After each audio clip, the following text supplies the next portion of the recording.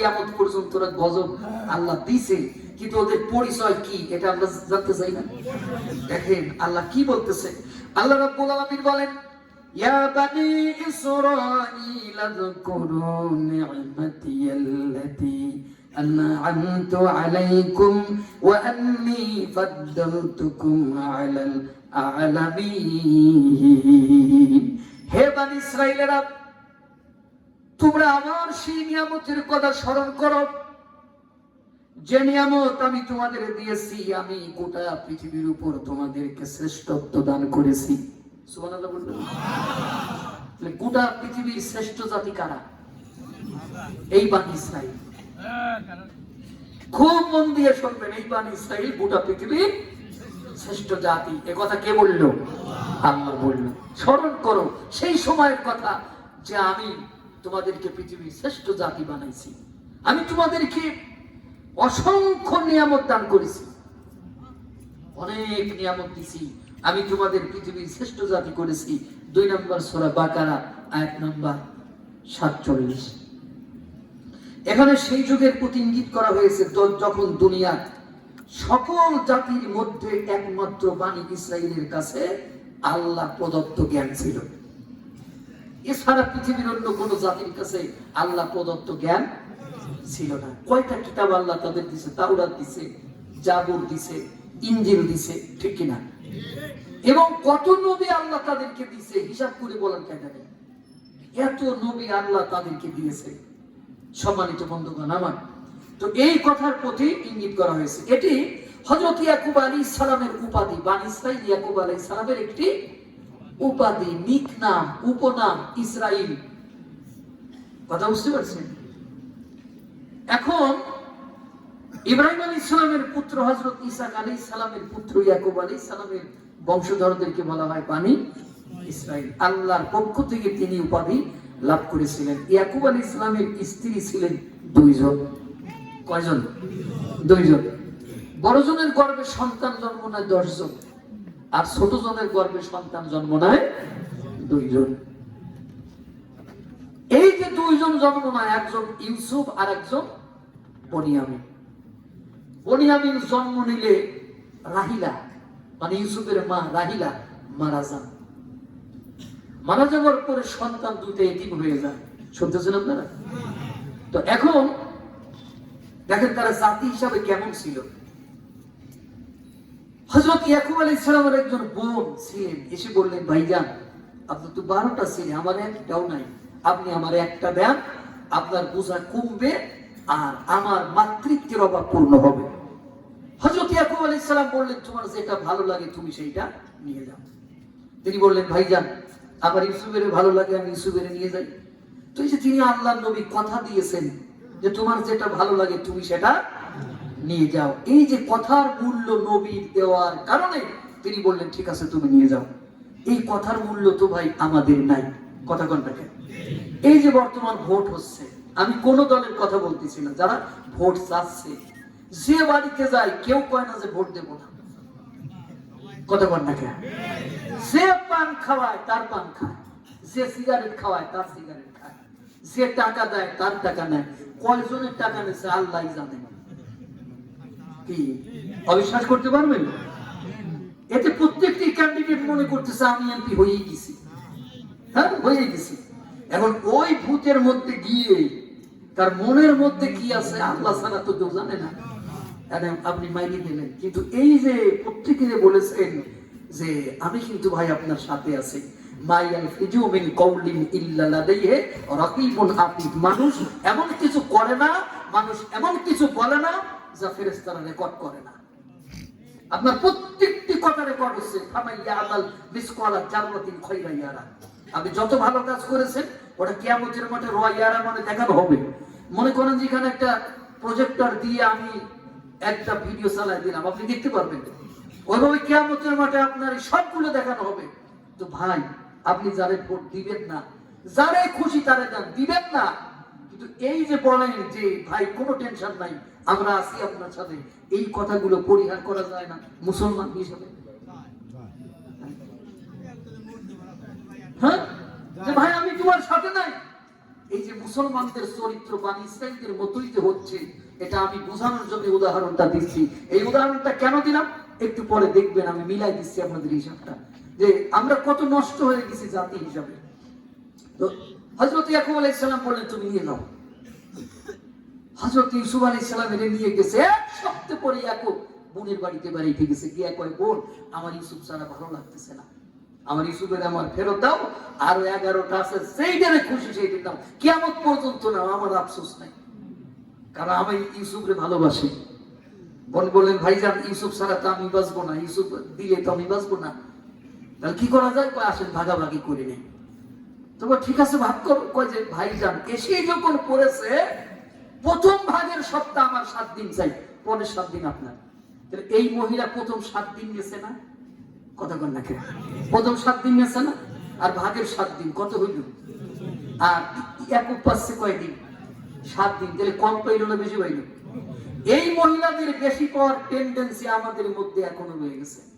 মানে মহিলারা বেশি নেবে, বেশি খাবে, সেই জন্য যে একটু বলতে হয়, বউ নতুন এসে শ্বশুর বাড়ি ধরে না কোনো বায়না, মুখে কিছু তুলে দিলেও গিলে খেতে চায় না, ঠিক না? আবার শোনেন ভালো করে, বউ নতুন এসে শ্বশুর বাড়ি ধরে না কোনো বায়না, মানে ঘুমটা খুলতে চায় না, মুখে কিছু তুলে দিলেও গিলে খেতে চায় না, কিছুদিন গেলে পরে সবই বঞ্চিত করে, কিছুদিন গেলে পরে সবই বঞ্চিত করে, পেতে চাই সটুকু মুখ, হায় রে লক্ষ্মী বউ, হায় আদর বউ, ঠিক না? এই কথাটা বললাম, সব বউ যে খারাপ আমি তা বলছি না। মেয়েরা 2 প্রকার, এক প্রকার মেয়েরা সংসারে ফুল ফোটায়, আর এক প্রকার মহিলারা সংসারে ফুল ফোটায়। সংসার কিভাবে ভাঙা যায়, এই জন্য মহিলারা আমার এই কথাটা শুনি, আপনারা সব মহিলা কষ্ট পাবেন না, কারণ মহিলা একরকম না। কিছু মহিলা আছে সংসার গড়ে, আর কিছু মহিলা আছে সংসার ভেঙে তছনছ করে দেয়। আমি তাদের কথাটাই বলেছি, কথা কোন ঠিক কিনা? হযরত ইয়াকুব আলাইহিস সালাম বললেন যে ঠিক আছে, উনি মেনে নিলেন, মেনে নিয়ে উনি চলে আসলেন। 1 সপ্তাহ পরে ইয়াকুব গেলেন বোনের বাড়িতে, গিয়ে বললেন বোন আজকে থেকে আমার দিন শুরু। বোন বললেন ভাই যান একটু দাঁড়ান, ইউসুফের ঘরের থেকে সাজাই নিয়ে আসলি। ইউসুফের ঘরের মধ্যে সাজাইতে গিয়া ইউসুফের মাজার নিচে জামার মধ্যে একটা রশি বেঁধে দিলেন, যে রশিটা ছিল মূল্যবান রশি। ওই রশি তিনি পৈতৃক সম্পত্তি হিসেবে পেয়েছিলেন। ওই রশিটা দিয়া ইব্রাহিম আলাইহিস সালাম তার ছেলে ইসমাইলকে জবাই করার জন্য হাত পাও বেঁধেছিলেন। এই বরকতময় রশিটা ইউসুফের মাজার মধ্যে বেঁধে দিয়া জামা গায়ে দিয়ে বললেন ভাই যান আপনি নিয়ে যান। ইয়াকুব আলাইহিস সালাম নিয়ে আসলেন। কিছুক্ষণ পরে মহিলা কাঁদতে কাঁদতে এসে বলে ভাইজান আমার সর্বনাশ হয়ে গেছে, আমার ঘরে যে মূল্যবান রশি ছিল রশিটা চুরি হয়ে গেছে। আসলে কি চুরি হয়েছে? হ্যাঁ, এরকম নাটক আমার বাংলাদেশে অনেক হয়েছে। মাদ্রাসার ভিতরে বোমা রেখে মাদ্রাসার ছাত্ররা বোমাবাজ করেছে না? বনী ইসরাঈলের চরিত্রের সাথে এই উম্মতে মুহাম্মাদের চরিত্রগুলো মিলা। আমি আজকে সবগুলো মিল করে দিয়ে যাবো আপনাদের। মিলান আজকে উম্মতে মুহাম্মাদি পৃথিবীতে মার খাচ্ছে, তাদের তো মার খাওয়ার কথা ছিল না, কথা বল না কেন? তাদের কি মার খাওয়ার কথা ছিল? তারা আজকে কেন মার খাচ্ছে? আপনি বসনিয়ায় যান, মার খায় কারা? মুসলমান। চেচনিয়ায় যান, মার খায় কারা? আপনি চীনের উইগরে যান, মার খায় কারা? মিয়ানমারে যান, মার খায় কারা? কাশ্মীরে যান, মার খায় কারা? গুজরাটে যান, মার খায় কারা? তাদের তো মার খাওয়ার কথা ছিল না রে ভাই। কেন মার খায়? তাদের চরিত্রগুলো একটু মিলান। দেখেন যে বনী ইসরাঈলদেরকে আল্লাহ যে গজব দিয়েছে, সেই তাদের চরিত্রের সাথে আমাদের চরিত্র মেলে কিনা, এগুলো আজকে শুধু আপনি মিলাই যান। এগুলো তো আমরা অ্যানালাইসিস করি না, গবেষণা করি না। আমার বাবাজি বলেছে ঈমান আমলে ওয়াজ করতে। কি ওয়াজ করব? সুবহানাল্লাহ পড়লে কয় নাকি, আলহামদুলিল্লাহ পড়লে কয় নাকি। এই যে আমাদের হুজুররা ওয়াজ করে যে একবার আলহামদুলিল্লাহ পড়লে জান্নাতের মধ্যে একটা গাছ জ্বালায়া যাবে, যে গাছের নিচে দিয়া সৌদি আরবের শক্তিশালী ঘোড়া 70,000 বছর ধরে গাছের ছায়া পুরাবে না। এখন ধরেন একটা লোক 60,000 গাছ জান্নাতে লাগাই ফেলাইছে, কোন কারণে আল্লাহ তারা জান্নাত দিল না, এই 60,000 গাছে কি হবে? এখন যদি আপনারা আমাদের প্রশ্ন করেন যে ভাই বা বাপুরি, এই জান্নাত আল্লাহ কেন দেবে না? জান্নাত দেবে না এই কারণে তুমি অন্যের জমির ভিতর লাঙ্গল ঠেলে দিয়ে 3 হাত দখল করেছো।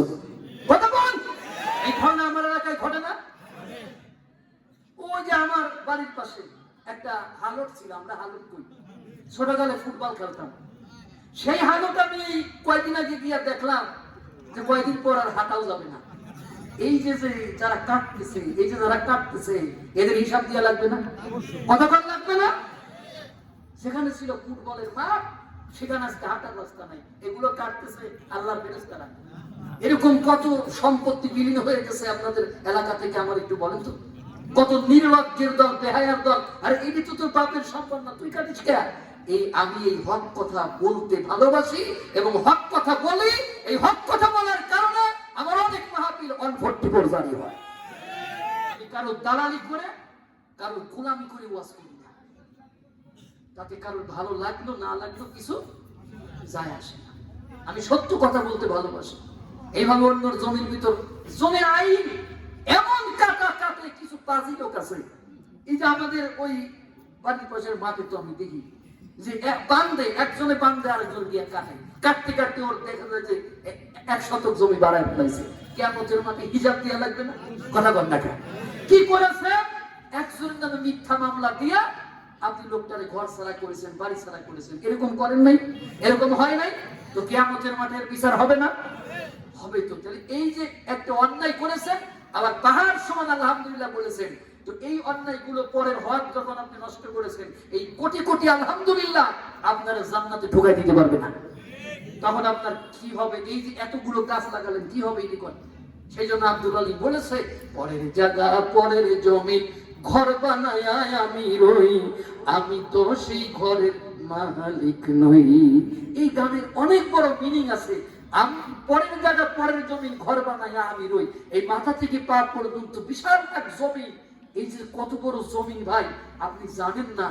আর এই জমিনের মধ্যে যে আল্লাহ কি কি দিছে, এটা আমাদের অনেকেরই অজানা। গোটা পৃথিবী আমার এই ব্রেনের মধ্যে, আপনার ব্রেনের মধ্যে ঢুকাই দিছে, ঠিক কিনা বলেন? তাহলে আল্লাহ বলতেছেন যে ওই গানের মধ্যে বলতেছে, পরের জায়গা পরের জমি ঘর বানাইয়া আমি রই, আমি তো সেই ঘরের মালিক নই। আপনি বলতেছেন যে হাত আমার, পা আমার। আপনি বলতেছেন, মরে যাওয়ার পরে প্রশ্ন করেন যে what is this, who is this, এটা কি? তো বলা হবে এটা আব্দুর রহমানের লাশ। যদি বলেন যে হয় এটা আব্দুর রহমান, এটা আব্দুর রহমানের লাশ, বুঝলাম আব্দুর রহমান কোথায়?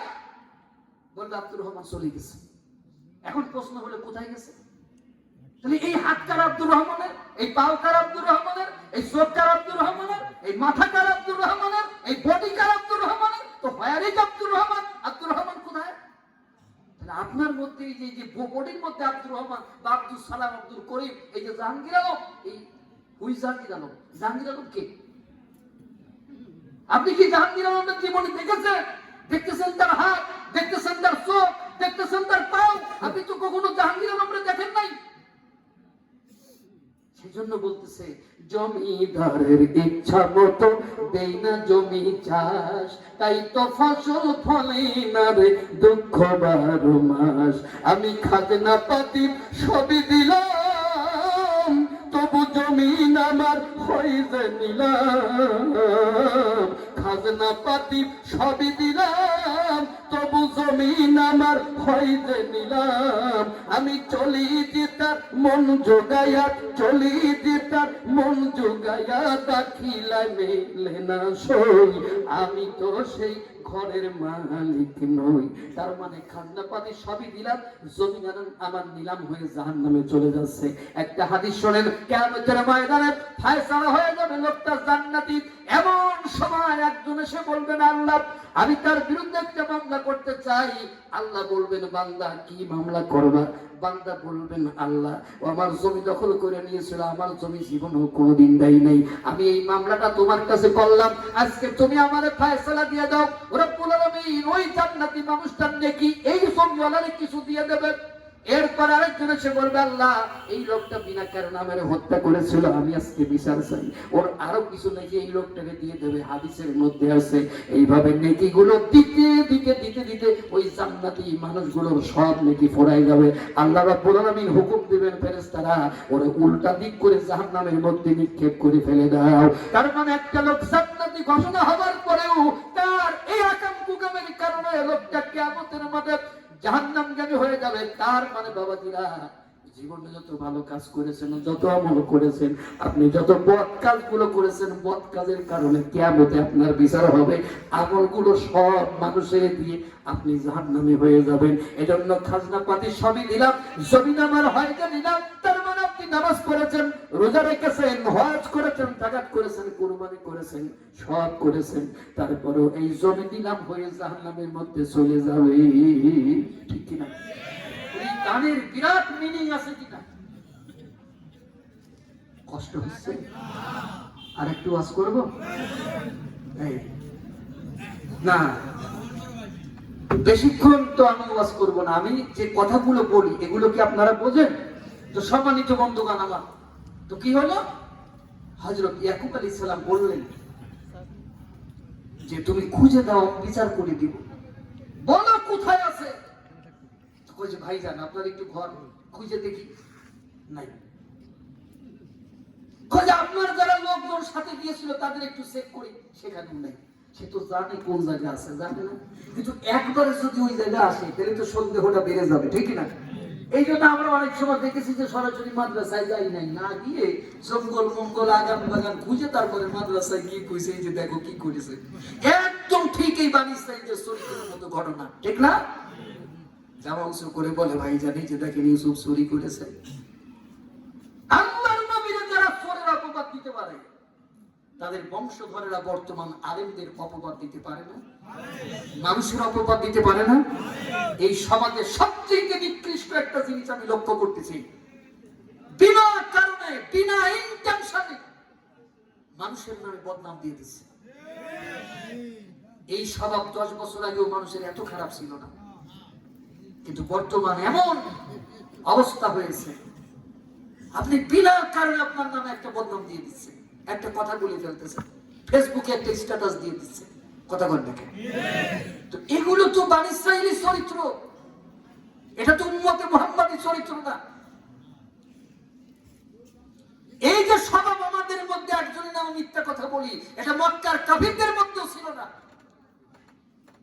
আবু সুফিয়ানকে রোম সম্রাট হিরাক্লিয়াস অনেকগুলো প্রশ্ন করেছিল, তার সাথীরা তাকে বলেছিল যে তুমি তো 2-4টা মিথ্যে কথা বলে দিতে পারতে, এত সত্যি কথা বলতে গেলে কেন?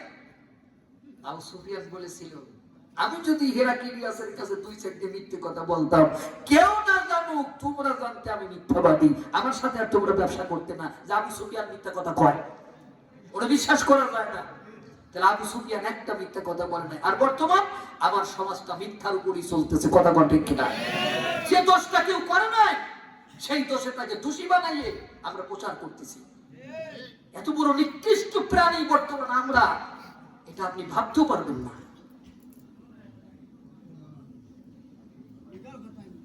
যা খুশি মানুষের নামে বলে যাচ্ছে। এই সমাজে কোনো মানুষ ভালো নাই, একটা মানুষও ভালো নাই, সব মানুষের নামে বদনাম আর বদনাম। মানুষের একটা জায়গা দাঁড়ানোর কোনো সুযোগ নাই, কথা বলতে কেন? 10 বছর আগে আপনি দেখেছেন সমাজে কিছু ভালো মানুষ ছিল যাদেরকে সবাই ভালো বলতো। এখন আপনি ভালো থাকতে ইচ্ছা করে পারবেন না, আপনার একটা বদনাম বের করবেই করবে, করবে না? দিয়েই ছাড়বে এবং আপনাকে হেয় করবে। কতটা নিকৃষ্ট জাতিকে আমরা পরিণত হয়েছি একবার চিন্তা করবেন না? সম্মানিত বন্ধুগণ, আমার আলোচনাগুলো কি বোঝা যায়? কষ্ট হচ্ছে না তো? যে কষ্ট হলে আমারে বলবেন। তা এখন বলে ভাই জানি যে দেখেন ইউসুফ চুরি করেছে, নবীরে চোর বানাচ্ছে, এই বনী ইসরাইলেরা। হযরত ইয়াকুব আলাইহিস সালাম চোখের পানি ছেড়ে দিলেন, দিয়ে বললেন বোন আমি বিচার করে দিলাম, আমার ইউসুফের নিয়ে যাও। আমার নবীর শরীয়তের বিধান, চোর যদি চুরি করে হাত কেটে দাও। আস-সারিকু ওয়াস-সারিকাতু ফাকতাউ আইদিয়াহুমা, চোর যদি চুরি করে ওরে ধরো আর হাত কেটে দাও। আর হযরত ইয়াকুব আলাইহিস সালামের শরীয়তের বিধান ছিল চোর যদি চুরি করে, আর ওই চোর যদি ধরা পড়ে যায়, যেই বাড়িতে চুরি করেছে ওই বাড়ির মেইন লোকটা না মরা পর্যন্ত তার গোলামি করতে থাকবে। মানে ওই লোকটা না মরা পর্যন্ত চোর তার গোলামি করবে। হযরত ইয়াকুব আলাইহিস সালামের এটা হলো শরীয়তের বিধান। এইজন্য তিনি বলে দিলেন, বোন তুমি যতদিন বেঁচে আছো আমার ইউসুফ তোমার গোলামি করবে, যাও ইউসুফকে নিয়ে যাও। তা এখন নবী হয়ে গেল গোলাম। নবী কি হয়ে গেল? গোলাম হয়ে গেল। হযরত ইউসুফ আলাইহিস সালামকে যখন বাড়ি থেকে নিয়ে যাচ্ছে, আল্লাহ আজরাইলকে ডেকে বলে, আমার নবী তো গোলাম হতে যায় নাই, মহিলারে ধর। আল্লাহ যদি কাউকে ধরতে বলে এটা কয় সেকেন্ডের ব্যাপার? ওর কি আর সুযোগ আছে? টাকা দিলে বুঝিও মাপ পাবে না, পাবে তো। এই জন্য আমাদের অনেক টাকার দরকার। এই জন্য আমরা হাজার হাজার কোটি টাকা চুরি করি, বিদেশে পাচার করি। কত কোটি টাকা? ওর অনেক টাকা দরকার। আর তার আজরাইল তো ঘুষ খায়। আজরাইল ঘুষ খায় না? আজরাইল খায় না ঘুষ। শোনো রে ও মানুষ, কি হবে কালো টাকার পাহাড় গড়িয়া, আইসো খালি যাইবা খালি তিন টুকরা কাপড় লইয়া। ঠিক কিনা? একটু বলবো? আপনাদের আওয়াজ শুনে বোঝা যাচ্ছে যে না, বলার দরকার নেই, ভাব দেখলি তো বোঝা যায়। সবাই আজরাইল খায় না ঘুষ। শোনো রে ও মানুষ, আজরাইল খায় না ঘুষ। শোনো রে ও মানুষ, কি হবে কালো টাকার পাহাড় গড়িয়া, আইসো খালি যাইবা খালি তিন টুকরা কাপড় লইয়া, আইসো খালি যাইবা খালি তিন টুকরা কাপড় লইয়া। অর্থ সম্পদ ব্যাংক ব্যালেন্সের কেন কর বড়াই, আজ মরিলে কাল যদি মিশে ভাবির লড়াই, মিশে ভাবির লড়াই। ঠিক না? অর্থ সম্পদ ব্যাংক ব্যালেন্সের কেন কর বড়াই, আজ মরিলে কাল যদি মিশে ভাবির লড়াই, মিশে ভাবির লড়াই। নাম খ্যাতি সম্পদের পাহাড় যাবে না সঙ্গে তোমার, নাম খ্যাতি সম্পদের পাহাড় যাবে না সঙ্গে তোমার, থাকবে পড়িয়া, আইসো খালি যাইবা খালি তিন টুকরা কাপড় লইয়া, আইসো খালি যাইবা খালি তিন টুকরা কাপড় লইয়া। দেহ ছেড়ে প্রাণ পাখিটা গেলে রে মনুরে, আপন বড় হিসাব সবই সাঙ্গ ভাব পুরে, সাঙ্গ ভাব পুরে। কাঁদবে কয়দিন সুজন সাজন তোমাকে দিয়ে দাফন, কাঁদবে কয়দিন সুজন সাজন তোমাকে দিয়ে দাফন, যাবে ভুলিয়া, আইসো খালি যাইবা খালি তিন টুকরা কাপড় লইয়া, আইসো খালি যাইবা খালি তিন টুকরা কাপড় লইয়া।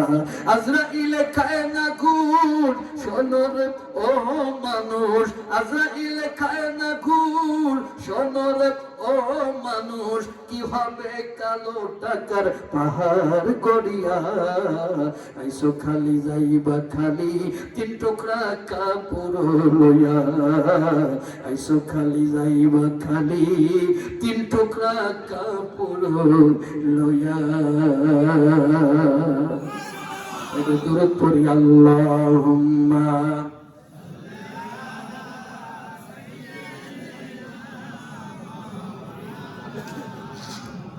وعلى آل سيدنا مولانا।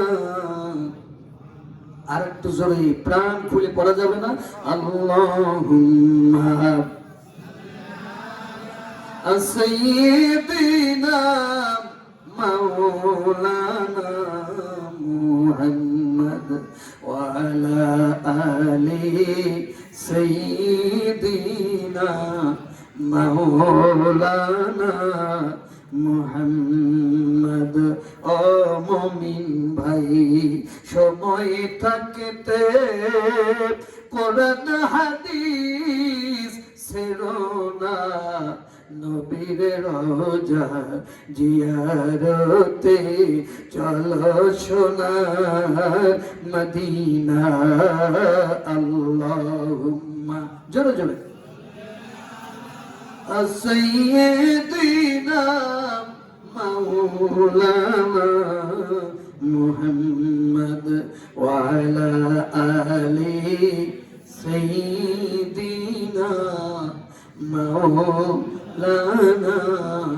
মুহাম্মদ। ভাইরা, তাহলে এটা ছিল বানী ইসরাইলদের চরিত্র।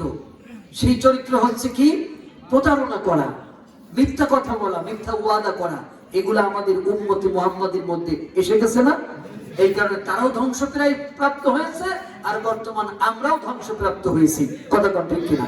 কারণ এই চরিত্রগুলো আমাদের মধ্যে, আমি দুইটা কম্পেয়ার করে আপনাদের বোঝানোর চেষ্টা করতেছি। সম্মানিত বন্ধুগণ আমার, এরপরে দেখেন পরের একটা আল্লাহ কি বলতেছে। আল্লাহ রাব্বুল আলামিন বলেন, وَإِذْ قَالَ مُوسَى لِقَوْمِهِ يَا قَوْمِ اذْكُرُوا نِعْمَةَ اللَّهِ عَلَيْكُمْ إِذْ جَعَلَ فِيكُمْ أَنْبِيَاءَ وَجَعَلَكُمْ مُلُوكًا। আল্লাহু আকবার বলেন। আল্লাহ বলেন, আল্লাহ নবী মুসা তার জাতির লোকদেরকে বললেন, হে আমার জাতির লোকেরা, হে আমার সম্প্রদায়ের লোকেরা, তোমরা আল্লাহর সেই নিয়ামতের কথা স্মরণ করো যে নিয়ামত তিনি তোমাদের দান করেছিলেন। তিনি তোমাদের মধ্যে বহু নবীর জন্ম দিয়েছেন, বহু নবী পাঠাইছেন। শুধু তাই নয়, গোটা পৃথিবীর মধ্যে আল্লাহ তোমাদের শাসক বানাইছে। সুবহানাল্লাহ। শাসক বানানো কারে? আল্লাহ বলেন, ইয়া দাউদ ইন্না জাআলনাকা খলিফাতান ফিল আরদ। হে দাউদ, আমি তোমাকে আমার জমিনে খলিফা বানাইছি।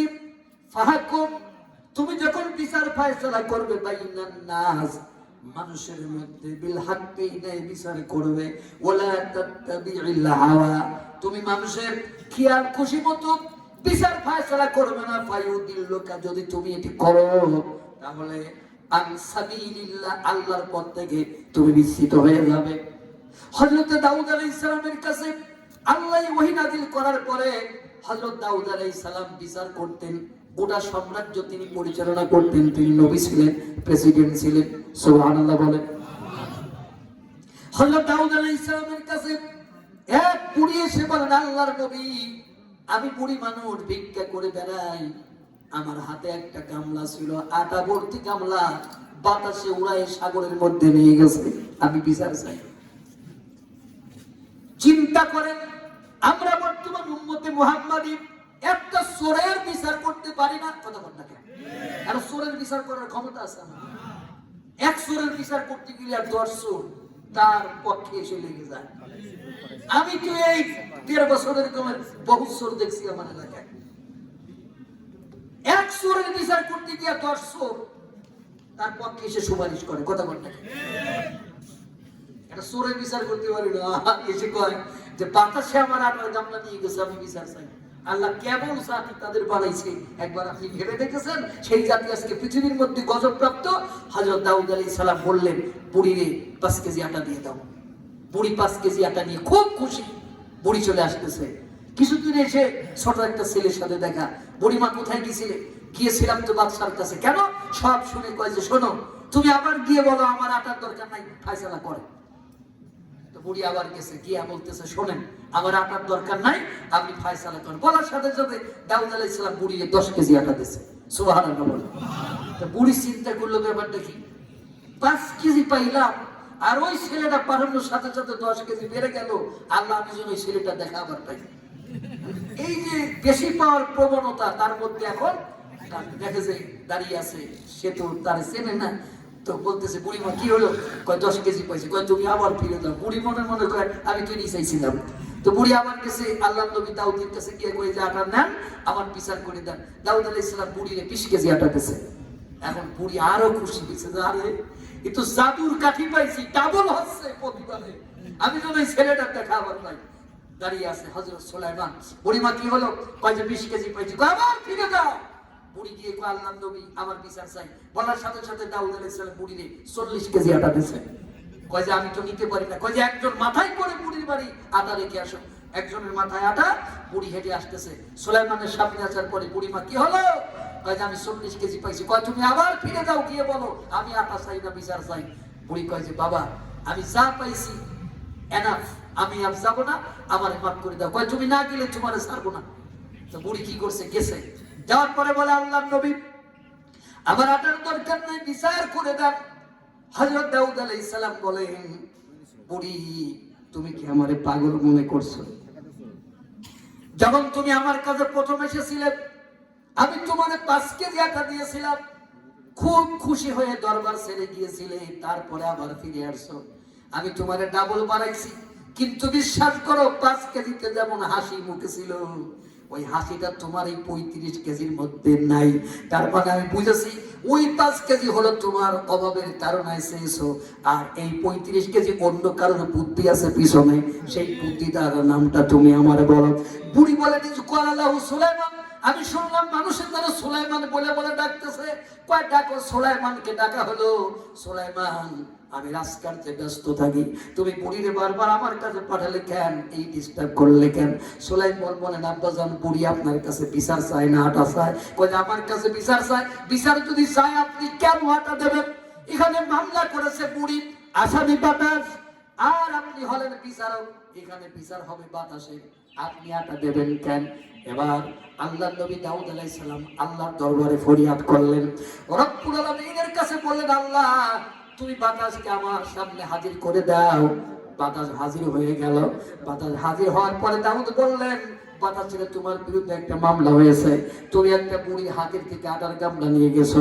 বাতাস বলেন আল্লাহর নবী আল্লাহ আমার যা হুকুম করে আমি তার বাইরে কিছু করি না, যা হুকুম করে আমি তাই করি। এই বুড়ির হাতের থেকে যদি আটার গামলা নেই এটাও আল্লাহর অর্ডার।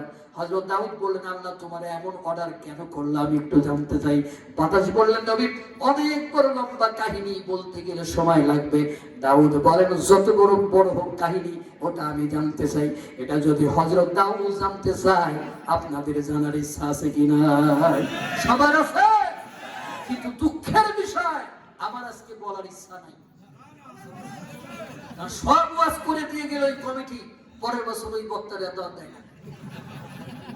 এই জন্য আমি আজকে এইটা রাখবো, রেখে আমি আজকে চলে যাব। আমি এর নিয়ত করি আইছি যে আমি এমন কিছু করে যাব আজকে। ওই পুরো আকবর আছে না, সেখানে আপনারা আমার দাদা ভাই আপনারা দেখেছেন, তাহলে এই পুরো যাতে আগামী বছর আমার দাওয়াত দিতে বাধ্য হয়, এটা আমি নিয়ত করি বেরিয়েছি। এখন আমি এটা আজকে আর বলবো না।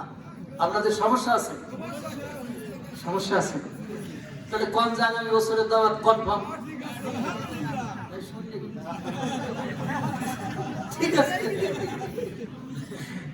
তাহলে আমি দাওয়াত পেয়ে গেলাম, তাই তো?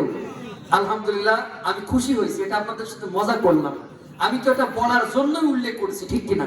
আমি এটা বলবো, তবে চলেন আরো চমৎকার চমৎকার আলোচনা আছে ইনশাআল্লাহ। ভালো লাগতেছে না সম্মানিত বন্ধুগণ আমার? তবে আমরা রাত 1টা পার করতে চাচ্ছি না, আমরা 1টার মধ্যেই ক্লোজ করব। এর মধ্যে আমরা তাবারক দিব, এর মধ্যে আমরা আবার কিছু কালেকশনও করব। এই কথাটা আগে থেকে বলে রাখতেছি, কারণ বাদাম টাদাম কিনে খাইয়ে টাকা নষ্ট করি না। কিছু টাকা এই মাহফিলে কিন্তু আপনাদের দেওয়া লাগবে। এই অ্যানাউন্সমেন্ট আগে না দিলে সাথে বলবেন যে ভাই আগে দিলে তো বাদামটা খাইতাম না। এই টাকাগুলো পকেটে রেখে দিতাম, এই জন্য আগে থেকে কি করলাম বলে দিলাম, যাতে আপনারা অ্যালার্ট থাকতে পারেন, ঠিক আছে কিনা? আমি কালেকশন করি না, কালেকশনের আমি বক্তা না, কিন্তু আমার বাবাজি ছোট হলেও তো সে আমার মুরব্বী, আমার দাদার ছেলে, ঠিক না? সে বলেছে একটু কালেকশন করতে হবে, তো এই জন্য আমি আজকে কিছু কালেকশন করব, আগে থেকে আপনাদের বলে দিলাম। সম্মানিত বন্ধুগণ আমার, তাহলে এটা আমি রাখলাম, এটা আমি আপনাদের বলবো ইনশাআল্লাহ।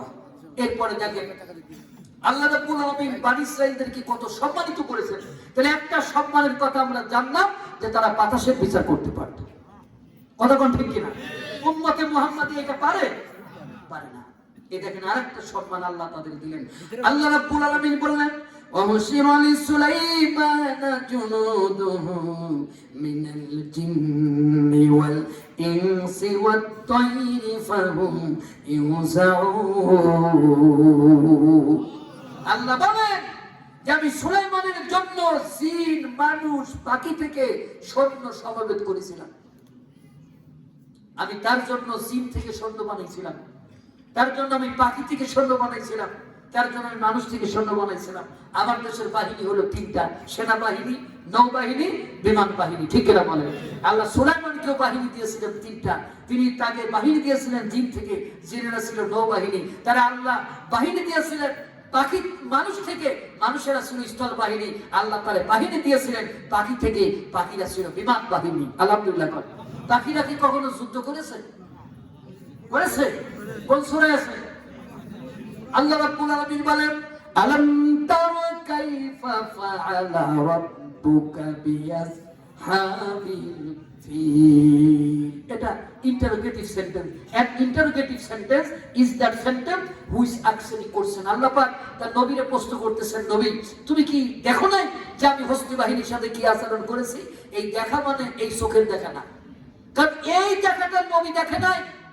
কারণ এই ঘটনা যখন মক্কাতে ঘটে তখন রাসূল ছিলেন মায়ের পেটে। উনি রাসূল জন্মের 55 দিন 65 দিন পূর্বে মক্কাতে এই ঘটনা ঘটে। তাহলে উনি এই দুই চোখে এই ঘটনাটা দেখেন নাই। তারপর আল্লাহ বলতেছেন তুমি কি এটি দেখো নাই?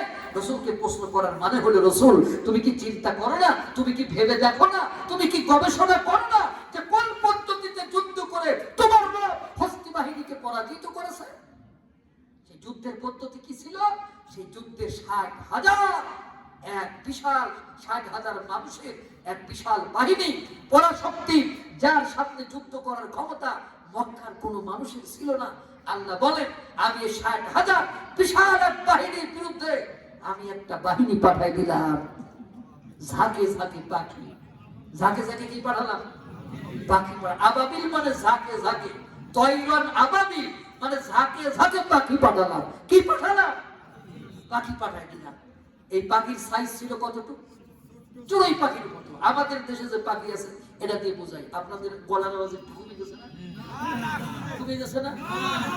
হ্যাঁ, ছোট ছোট পাখি, চড়ুই পাখির মতো। বাবাজিরা, ভাইরা আমার একটু বলেন তো, একটা চড়ুই পাখির মুখের ভিতর এত বড় পাথর থাকে? ছোট।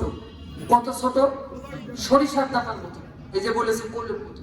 এই কোলই কিন্তু আমাদের অন্য জায়গার মানুষ বোঝে না। কালাই বলবে, কালাই বললে সব জেলার মানুষ বোঝে। আমাদের জেলার অনেক কথা অনেক জায়গার মানুষ বোঝে না, আমাদের আঞ্চলিক কথা। তো যাই হোক, তা এখন যেমন আমরা বলি গয়া, পেয়ারাটা কি কই? এই গয়া কিন্তু কেউ চেনে না দেশে। আমি মহা ঝামেলায় প্রথম পড়তাম, কিন্তু এইগুলো ভিতরে ধারণ করি, কিন্তু বললে তো মানুষ বোঝে না, এই জন্য শুদ্ধ ভাষায় কথা বলি। তারপরে আরো অনেক কথা আছে, যেমন কুড়ো। কুড়ো মানে কি? এই কুড়ো বললে কি এরকম অনেক কথা আছে।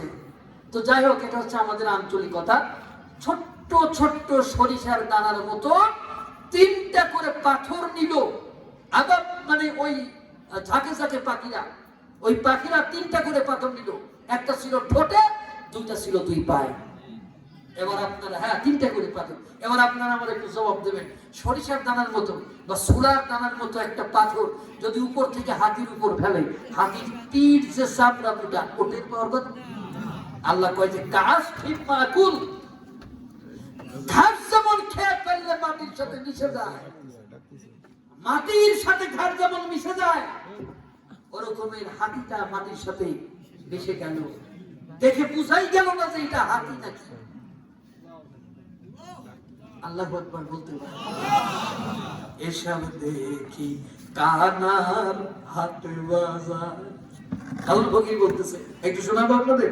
আমি লালনের দরবারে জীবনও যাই নাই, কিন্তু কথা না আমার এই যে আমার চাচা বললো আল্লাহু আকবার, আমরা বলতে পারলাম না, সেই জন্য আপনাদের জন্য এই দোষটা আমি নিয়ে যাচ্ছি। সে বলেছে এসব দেখি কানা হাট বাজার, এক কানা পায় আর এক কানারে চলো এবার ভব পারে, নিজে কানা বসে না অন্যের ডাকে বারে বার, এসব দেখি কানা হাট বাজার।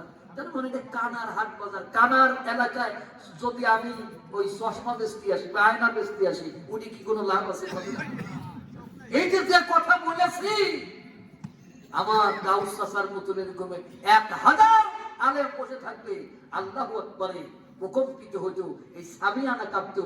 এই কথার ওজন আমরা বুঝতে পারি নাই। আবারও ভালো করে শোনেন, একটা সরিষার দানা একটা হাতির পিঠে মারলে ওটা একটা টেরও পাওয়ার কথা না, কারণ হাতির গায়ে মারলে ওই মার হাতি টের পায় না। এই জন্য মাথার উপর থেকে লোহার রড দিয়ে মাথার উপরে ঠন ঠন করে বাড়ি মারে হাতির কথা শোনানোর জন্য। আর সেই হাতি, গরু যেমন ঘাস খেয়ে পিছন থেকে গোবর বের করে, হাতি ওরকমের গোবরের মতো। এটা হাতি নাকি এটা বুঝার কোনোই পরিস্থিতি ছিল না। তাহলে ওইটা কি সাধারণ পাথর? ওটা কি সাধারণ পাথর?